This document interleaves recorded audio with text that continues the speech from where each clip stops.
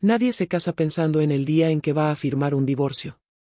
Mucho menos imaginando que, después de la última firma, después del sello frío en el papel, alguien se va a acercar, va a mirarte a los ojos destrozados y va a decir, con la mayor calma del mundo, te doy $50 millones, si aceptas lo que voy a proponerte ahora. ¿Qué harías tú si, en el peor día de tu vida, cuando te sientes descartada, traicionada, rota por dentro, el hombre menos esperado pusiera un precio a tu dolor y a tu moral? Esta es la historia del día en que yo pensé que lo había perdido todo, hasta que el marido de la amante de mi marido apareció en la puerta del juzgado, con una sonrisa triste, una propuesta indecente y una verdad que cambiaría por completo el rumbo de todas nuestras vidas. Mi nombre es Laura, y durante mucho tiempo fui esa mujer que creía ciegamente en los para siempre. Eduardo y yo nos conocimos en la Facultad de Administración, compartiendo un café aguado y planes demasiado grandiosos para quienes todavía tenían que pagar el autobús en cuotas. Él era el tipo de hombre que encantaba a todo el mundo, hablador, seguro, carismático, siempre con una respuesta en la punta de la lengua. Yo, al contrario, era la silenciosa de la clase, más observadora que protagonista, acostumbrada a cuidar más de los demás que de mí misma. Tal vez por eso me aferré tanto a la idea de que, con él, por fin sería la elegida. Los años pasaron, y lo que empezó como noviazgo se convirtió en matrimonio, sociedad, empresa, rutina. Construimos desde cero una consultora que comenzó pequeña, atendiendo tiendas de barrio, hasta cerrar contratos con grandes cadenas. De repente, la chica que creció ajustando las cuentas para llegar a fin de mes viajaba en clase ejecutiva, firmaba documentos en salas de cristal y escuchaba a gente importante pronunciar su nombre con respeto. Pero, incluso con todo eso, para la mayoría yo seguía siendo la esposa de Eduardo. Él brillaba frente a las cámaras, en los eventos, en las fotos de revista, yo brillaba haciendo que todo funcionara entre bastidores. Y, durante mucho tiempo, eso me bastó. Hasta que aparecieron las señales. No fue de un día para otro. Primero fueron los cambios pequeños, casi invisibles. El celular siempre boca abajo sobre la mesa, la ducha más demorada, la risa diferente al responder un mensaje tarde en la noche. Luego vinieron los viajes, de última hora, las reuniones que no podían posponerse, las excusas que ya no me miraban a los ojos. Y, como casi toda mujer que no quiere perder a su familia, empecé justificando lo injustificable, está cansado, es solo una fase, la empresa le exige demasiado. Cuando, en el fondo, algo en mí ya sabía, no era la empresa la que estaba robando a mi marido. Era alguien.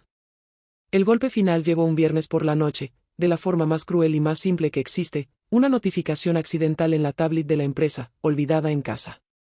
Un mensaje, una foto, cuento las horas para verte de nuevo, mi amor. Sentí que el suelo se abría bajo mis pies. El nombre en la pantalla, en letras claras, me resultaba demasiado familiar, Isabel. Nuestra coordinadora de marketing, la misma a la que yo misma había recomendado, defendido, en quien había confiado. Recuerdo mis dedos temblando, el corazón desbocado y la sensación física de náusea al conectar puntos que no quería ver. Ese día, sin hacer escándalo, sin gritar, sin nada, simplemente me senté al borde de la cama y me quedé mirando a la nada durante largos minutos. El matrimonio en el que yo creía, la historia que yo defendía, todo parecía una obra mal ensayada. Y, por primera vez en muchos años, pensé en el divorcio no como una amenaza dichas al calor de una pelea, sino como la única salida digna para alguien a quien habían tomado por tonta. Descubrir la traición fue doloroso, pero enfrentar la reacción de Eduardo fue devastador de una forma que todavía me cuesta explicar. Esperaba, como mínimo, una culpa torpe, una petición de perdón mal formulada, un intento de justificar lo injustificable. Lo que recibí fue arrogancia. A la mañana siguiente de descubrirlo, esperé a que volviera de otra reunión. Coloqué la tablet sobre la mesa de la cocina, con el mensaje abierto. Cuando entró, cansado y oliendo a perfume que no era el mío, no necesité decir nada. Sus ojos se posaron en la pantalla, luego en mí, y vi, por un segundo, como el pánico cruzaba su mirada. Pero duró poco. Respiró hondo, cruzó los brazos y dijo, con una calma que me heló la sangre. Así que ahora revisas mis cosas, Laura. De repente, la culpable era yo. Yo era la invasora, la desconfiada, la paranoica. Cuando, con la voz entrecortada, le pregunté desde cuándo ocurría aquello, desvió el tema, se burló, dijo que no era tan grave, que no significaba nada, que estaba exagerando. Y, en un momento de descuido, dejó escapar que Isabel por lo menos lo admiraba. como si yo no hubiera pasado años sosteniendo todo a su lado. Lo que yo no sabía era que, fuera de casa, la humillación ya corría suelta por los pasillos de la empresa. Los susurros, las miradas de reojo, la forma en que algunas personas se callaban cuando yo entraba en la sala. La traición no era solo íntima, era pública. Y eso, para alguien que siempre fue discreta y orgullosa, dolió como una puñalada. Yo no era solo la esposa engañada. Era el chisme del pasillo, el «¿te has enterado?» del día, la historia contada en voz baja en las pausas del café. Cuando finalmente hablé de divorcio, Eduardo se rió. Se rió. Dijo que no tendría el valor, que todo nuestro patrimonio estaba ligado, que yo no sabría vivir sin él. Añadió, con esa crueldad fría de quien ya no respeta nada. Además, ¿quién te va a creer a ti contra mí? Yo soy la cara de la empresa, Laura. Tú eres solo, tú. Fue en esa mezcla de rabia y vergüenza que busqué a una abogada. Descubrí, con el corazón hundiéndose aún más, que el contrato social de la empresa tenía cláusulas que me dejaban en desventaja, todas firmadas por mí, años antes, confiando ciegamente en mi marido. Podía, sí, pelear. Pero la lucha sería larga, costosa, agotadora. Y, por más firme que fuera la abogada, salí de allí con la sensación de que, una vez más, sería yo la que saldría perdiendo. Aún así, tomé mi decisión. Prefería perder dinero que perderme a mí misma. Pedí el divorcio oficialmente. Inicié el proceso. Y, aunque le exhibía una falsa preocupación delante de los demás, en casa la máscara había caído por completo. Empezó a llegar todavía menos, a dormir en otro cuarto, a tratarme como un estorbo. ¿Y Isabel? Isabel seguía sonriendo en los pasillos, como si nada estuviera pasando. Como si yo fuera un obstáculo a punto de ser removido del camino. El día de la firma del divorcio parecía, a todos los efectos, el final. No solo de mi matrimonio, sino de la mujer que yo había sido hasta entonces. Me desperté temprano, pero me quedé sentada en la cama, abrazada a la almohada, mirando la maleta que ni siquiera había hecho aún. La casa que ayudé a decorar, cada cuadro elegido, cada mueble pagado con noches en vela, todo, pronto, dejaría de ser mío. O mejor dicho, yo dejaría de pertenecer a ese lugar. Sería la extraña que vuelve solo para recoger cajas. En el espejo, me vi pálida, con profundas ojeras, la sombra de quien ya fui algún día. Me vestí con ropa sobria, recogí el cabello, me puse un pintalabios que no tenía fuerza suficiente para sostenerme. Y me fui. El camino hasta el juzgado parecía más largo que de costumbre. Los árboles pasaban por la ventana del coche como sombras borrosas, y recuerdo haber pensado que nunca me había sentido tan sola rodeada de tanta gente. En el pasillo frío del juzgado, la gente iba y venía apresurada, abogados con carpetas, parejas discutiendo en voz baja, madres exhaustas intentando calmar a niños inquietos. Yo, sentada en un banco de madera, sujetaba una carpeta con mi vida resumida en hojas, partida de matrimonio, contratos, extractos bancarios, conversaciones impresas. Es extraño cómo una historia de años puede caber en una carpeta tan fina. Eduardo llegó acompañado de su abogado. Saludó a mi abogada con formalidad, me dedicó un «buenos días» mecánico y se sentó al otro lado del pasillo. El hombre con quien dormí durante años, con quien soñé, planeé, discutí, ahora trataba conmigo a través de terceros. Parecía más molesto por la exposición que por el fin del matrimonio en sí. Como si yo fuera la responsable de manchar su imagen perfecta. Dentro de la sala, el juez fue objetivo, casi impersonal, como imagino que necesita ser. Era un proceso más en la pila. Un matrimonio más que llegaba a su fin ese día. Firmé papeles, escuché términos técnicos, acepté puntos que dolían, rechacé otros que ya sabía que perdería. En determinado momento, mi mirada se perdió en la pluma que sostenía, azul, común, nada especial. Y fue con aquella pluma común con la que rasgué oficialmente las fotos perfectas que nos empeñamos en publicar en las redes. Fue con aquella pluma sin gracia con la que puse un punto final aún, para siempre, que se había roto mucho antes de llegar al juzgado. Cuando la audiencia terminó, el juez juntó los documentos, informó los plazos finales y nos dio por despedidos. Me levanté con las piernas temblorosas, sintiendo una mezcla de alivio y duelo. A partir de ese momento, yo ya no era la esposa de Eduardo. Era, ¿qué, exactamente? Una mujer de 40, recomenzando, con una reputación manchada y con menos de lo que merecía de lo que ayudó a construir. Mi abogada me dedicó una sonrisa alentadora, dijo que había sido valiente, que todavía podíamos recurrir, que la vida seguía.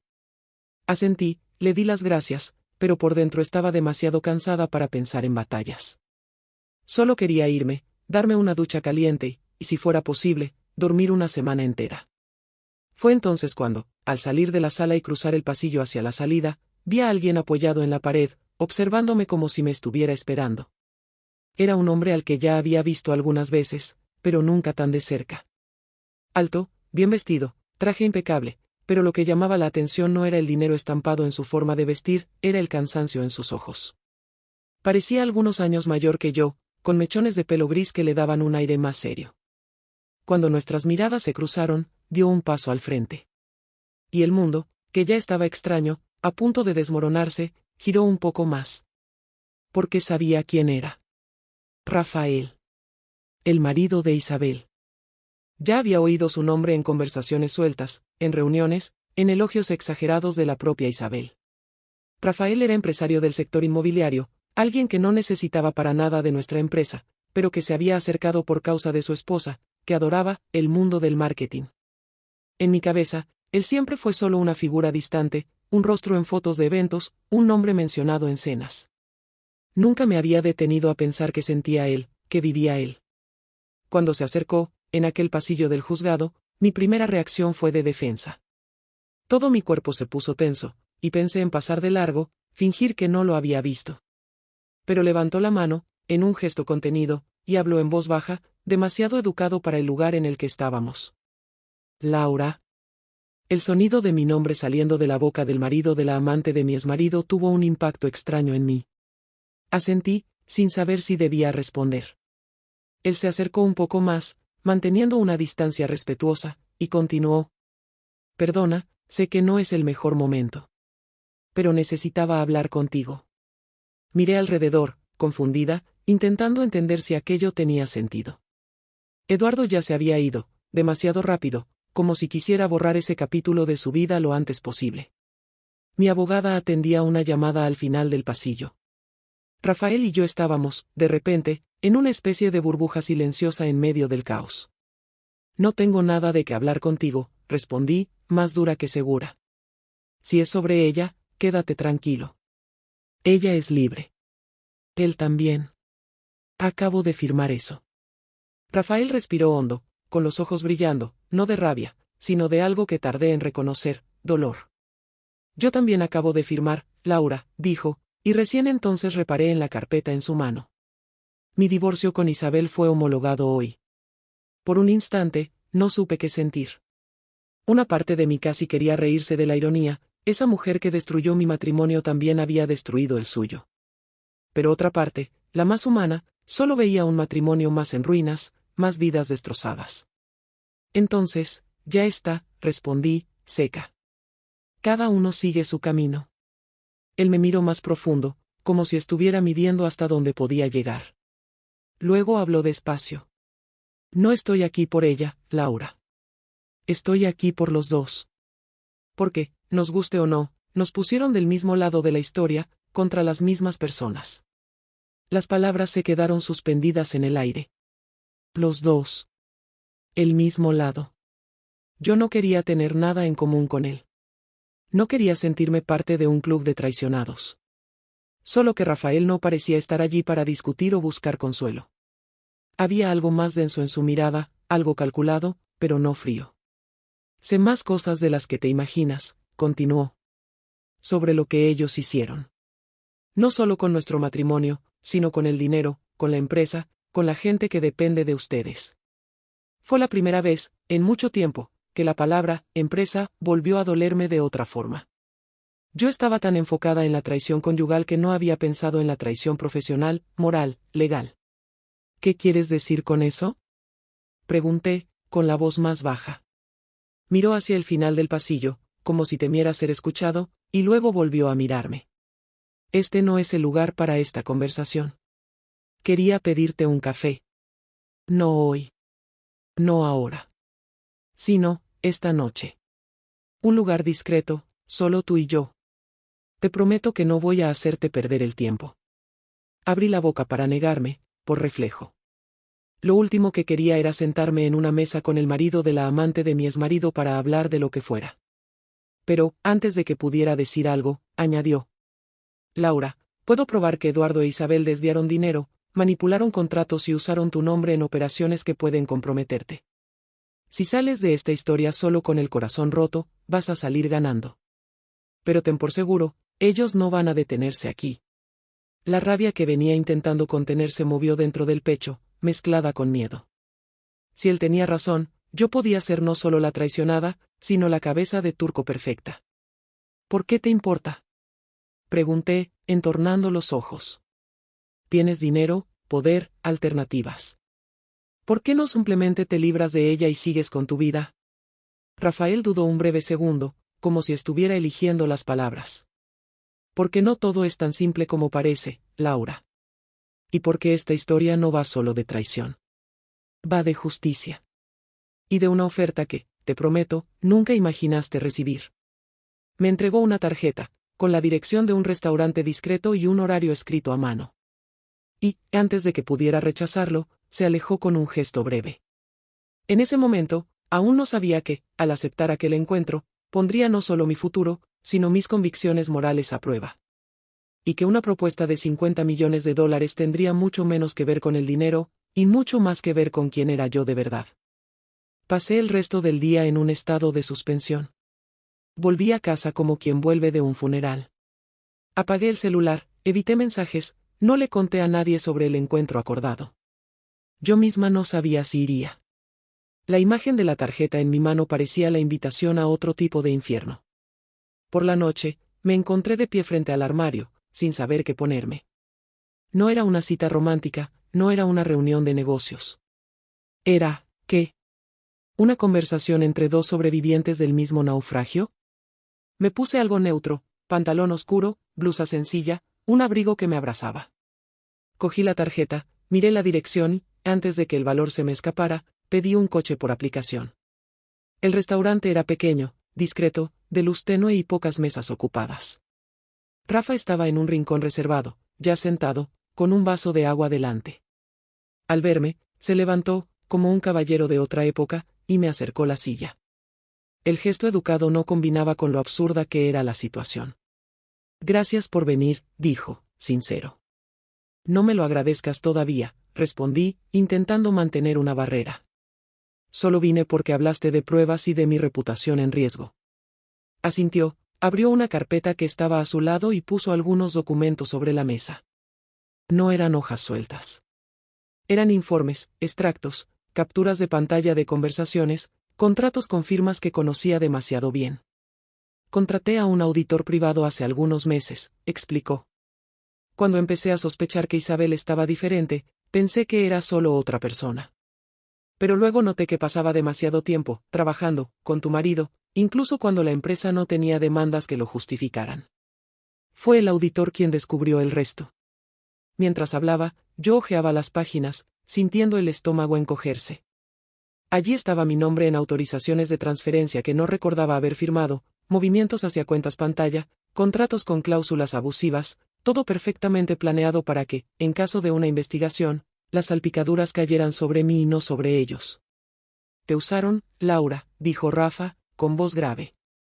Mientras tú llevabas la casa, el trabajo duro, la imagen de esposa perfecta, ellos montaban un esquema a tu costa.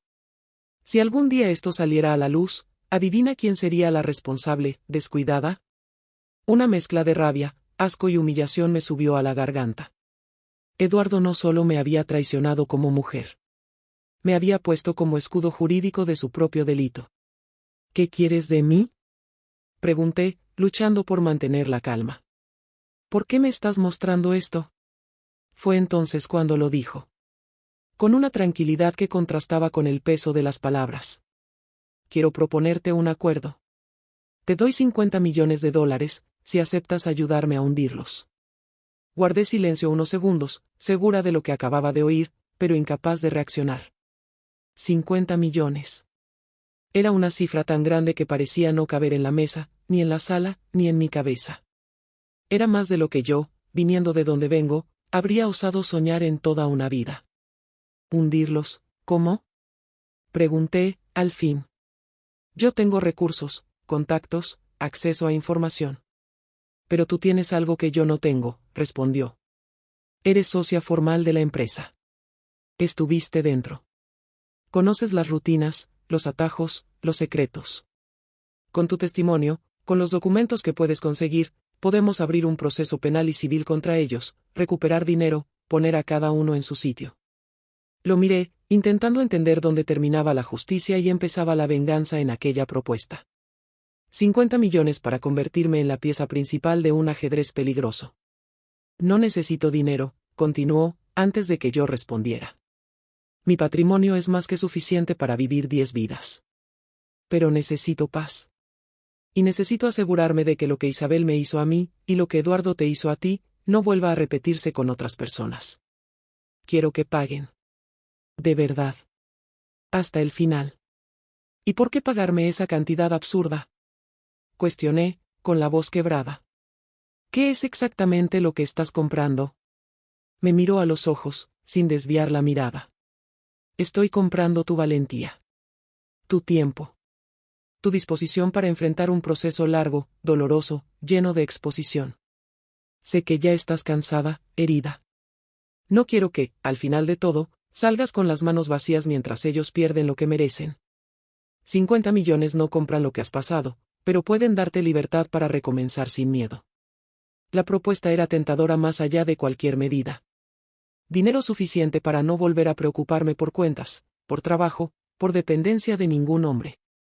Dinero para reconstruir mi vida en otro lugar, con otra historia, otro nombre, si quisiera. Pero también era una trampa en muchos niveles. Me estás pidiendo que entre en una guerra que puede destruir de una vez por todas mi nombre, la poca paz que me queda, mi salud mental, susurré. Y quieres que lo haga sabiendo que, al final, van a decir que lo hice solo por dinero. Rafael se inclinó ligeramente hacia adelante. Laura, a mí también me están despellejando ahí fuera. Dicen que soy un millonario aburrido que busca venganza. Que hablen. Al final, no es el titular de hoy lo que va a definir quiénes somos. Es lo que vamos a hacer con lo que sabemos. Sacó un sobre, lo puso sobre la mesa y lo empujó hacia mí. Aquí está el contrato que prepararon mis abogados. Solo vale si decides firmarlo. No tienes que responder hoy. Ni mañana. Pero quiero que entiendas, independientemente del dinero, ellos ya decidieron destruirte. La diferencia es si vas a esperar el golpe en silencio, o si vas a levantarte antes de que llegue. Me quedé mirando el sobre como quien mira un precipicio. 50 millones de dólares a cambio de entrar en una tormenta que no sabía si tendría fuerzas para atravesar. Y, detrás de todo, una pregunta que no lograba callar, ¿hasta qué punto buscar justicia se convertía en solo otro nombre para la venganza? Los días siguientes fueron una mezcla de insomnio, hojas de cálculo, recuerdos y silencio. Dejé el sobre la mesa, como si fuera un animal peligroso al que no sabía si alimentar o expulsar de casa. Por la noche, me sentaba sola en la sala, con la luz apagada, escuchando las voces de mis propios pensamientos peleando entre sí. De un lado, la voz herida, la mujer traicionada, humillada públicamente, utilizada como pieza de un esquema delictivo. Esa parte de mí quería ver a Eduardo e Isabel pagando por cada lágrima, cada noche en vela, cada mirada que tuve que bajar al sentir el peso del chisme sobre mi espalda. Esa voz susurraba, ellos no tuvieron piedad de ti, ¿por qué tú la tendrías con ellos? Del otro lado, había una parte de mí que temía perderse en esa búsqueda. Siempre me enorgullecí de ser alguien que nunca hacía daño a propósito, que prefería tragarse 1000 sapos antes que ser injusta con alguien. Temía despertar un día y darme cuenta de que, en el intento de hacer justicia, me había convertido en alguien amargado, obsesionado con destruir a quienes me destruyeron. Fue entonces cuando se lo conté todo a la única persona en la que siempre confié sin reservas, mi padre. Un hombre sencillo, jubilado, que siempre trabajó duro sin cruzar jamás la línea de la honestidad. Estábamos en la cocina de su casa, con olor a café recién hecho, y yo lloraba, gesticulando con las manos, intentando poner en palabras lo absurdo de que alguien me ofreciera 50 millones de dólares por hacer lo correcto. Él se quedó callado mucho tiempo, escuchando. Cuando terminé, suspiró, se pasó la mano por el rostro arrugado y dijo: Hija, un dinero tan grande nunca viene sin peso. Pero hay algo que aprendí en esta vida, a veces, el mal que dejamos pasar porque no queremos meternos crece tanto que empieza a tragarse a inocentes también. ¿Estás diciendo que debo aceptar? Pregunté, secándome las lágrimas. Estoy diciendo que tienes que mirar esta situación no solo como una mujer herida, sino como alguien que conoce la verdad, respondió. Si lo que ese hombre te mostró es verdad, no son solo ustedes cuatro los que están metidos en esto. Hay empleados, hay inversores, hay gente que confió en el trabajo de ustedes. Gente que puede acabar pagando la cuenta de las decisiones equivocadas de ellos. Aquello me golpeó de una manera diferente. Estaba tan centrada en mi propio dolor que no había pensado en la cantidad de vidas atravesadas por todo esto. Los empleados que se mataban trabajando, los proveedores, las familias que dependían de los salarios pagados por la empresa. Si Eduardo e Isabel realmente estaban desviando dinero y usando mi nombre, el agujero era mucho más profundo. ¿Y el dinero? Pregunté, avergonzada. ¿Está mal aceptarlo? Mi padre sonrió de lado, con esa mezcla de ternura y lucidez que solo tiene la gente con experiencia. Depende de lo que ese dinero vaya a significar para ti, hija. Si solo va a ser combustible para alimentar odio y venganza, va a destruirte también. Pero si es consecuencia de que te posicione, digas la verdad, protejas a gente inocente, reconstruyas tu vida con dignidad, entonces no es el dinero el que manda. Eres tú. Esa noche volví a casa distinta. Tomé el sobre, saqué el contrato de dentro y lo leí de principio a fin.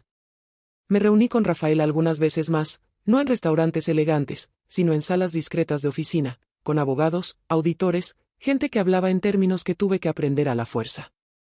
Descubrí que el agujero que Eduardo e Isabel habían causado era mucho mayor de lo que imaginaba. Habían creado empresas pantalla, inflado precios de servicios, usado la confianza de los clientes de la consultora para empujar inversiones fraudulentas. Yo era, jurídicamente, corresponsable de buena parte de todo eso. O me movía, o un día despertaría con una citación en la puerta, sola, sin defensa. Rafael no era un santo, y nunca fingió serlo.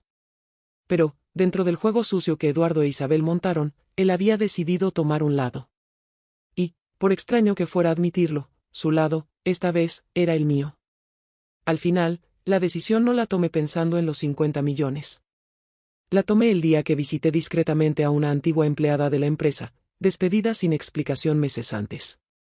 Vivía de prestado, con 2 niños pequeños, después de que su marido enfermara y perdieran la casa. En la conversación, me contó, sin saber nada, que oyó comentarios de que el fondo donde había invertido su liquidación, por recomendación de la empresa, había desaparecido. Dijeron que era riesgo de mercado, explicó, encogiéndose de hombros. Ese día, volviendo a casa, entendí que el silencio ya no era una opción. Si tenía que cargar una cruz, prefería que fuera la cruz de quien se levantó, antes que la de quien fingió no ver. Y así, con la mano firme por primera vez en meses, tomé una pluma. No la del divorcio. Otra. Y firmé el contrato con Rafael. No porque fuera perfecta. No porque no tuviera miedo.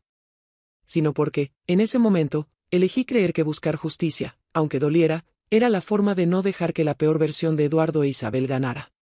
El proceso que vino después fue todo menos sencillo. Hubo días en los que me arrepentí de haberme levantado de la cama. Citaciones para declarar, noticias tendenciosas en la prensa, abogados de la otra parte intentando pintarme como interesada, vengativa, desequilibrada. En algunas audiencias, Eduardo me miraba con un odio que jamás le había visto. En otras, Isabel aparecía con ropa impecable, lágrimas calculadas, colocándose como víctima de un marido controlador y de una exesposa resentida. Pero, a diferencia del día del divorcio, ya no estaba sentada sola en un pasillo helado. Tenía a mi lado un equipo que creía en las pruebas, un ex-suegro que, en silencio, me mandaba mensajes de ánimo, empleados que empezaban a aparecer de forma anónima con relatos, capturas de pantalla, contratos guardados.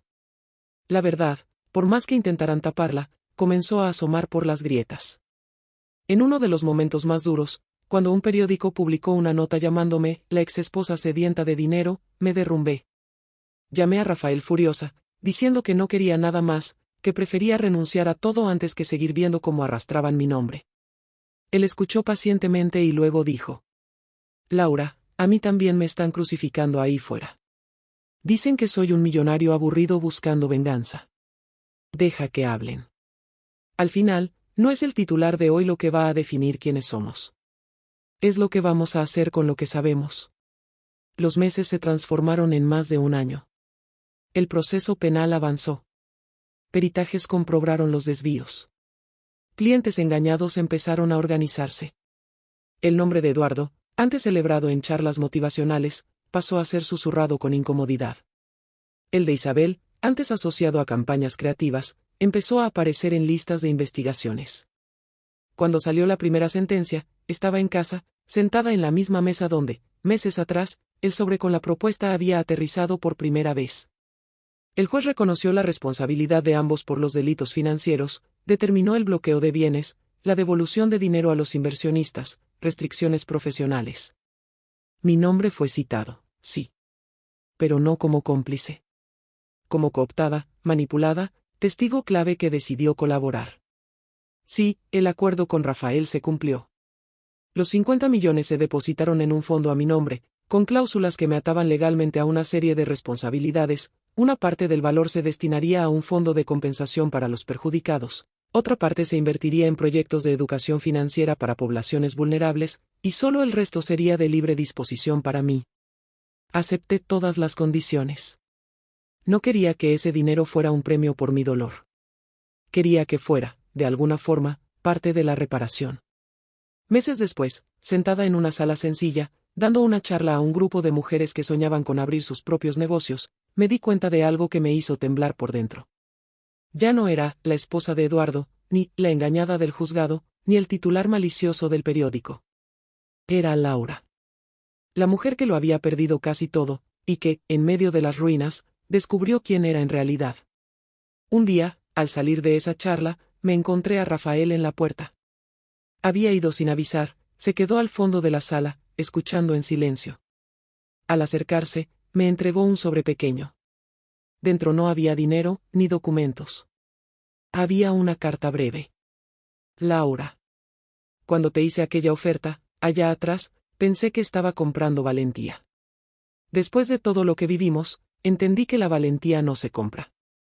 La valentía se encuentra. Y tú encontraste la tuya. Gracias por no dejar que la peor versión de mí ganara. Rafael. Cerré la carta con lágrimas en los ojos. La vida no se había convertido en un cuento de hadas. Seguía llevando cicatrices, recuerdos dolorosos, noches mal dormidas. Todavía había gente que me juzgaba sin saber. Pero, por primera vez en mucho tiempo, sentía paz. Hoy, cuando miro atrás, no es la cifra, 50 millones, lo que resuena en mi cabeza. Es la imagen de dos plumas. La primera, con la que firmé un divorcio y pensé que estaba cerrando una historia. La segunda, con la que firmé el comienzo de la mujer en la que iba a convertirme. Porque, al final, no fue el marido de la amante de mi marido quien cambió mi vida. Fui yo, cuando decidí que mi alma no tenía precio. ¿Y tú, qué harías si tuvieras la oportunidad de cambiar tu dolor por una suma que resuelve casi todos los problemas materiales, pero te obliga a mirarte al espejo cada día y responder, en silencio, ¿quién soy yo, de verdad? Si esta historia tocó alguna herida tuya, si te hizo recordar una injusticia que viviste o presenciaste, compártela con alguien que necesite escuchar que todavía es posible levantarse incluso después de perder casi todo. Deja tu comentario contando qué parte te conmovió más. Y, si este video te abrazó de alguna forma, suscríbete al canal. Aquí, cada historia es un recordatorio de que ningún dolor es en vano cuando elegimos transformarlo en valentía.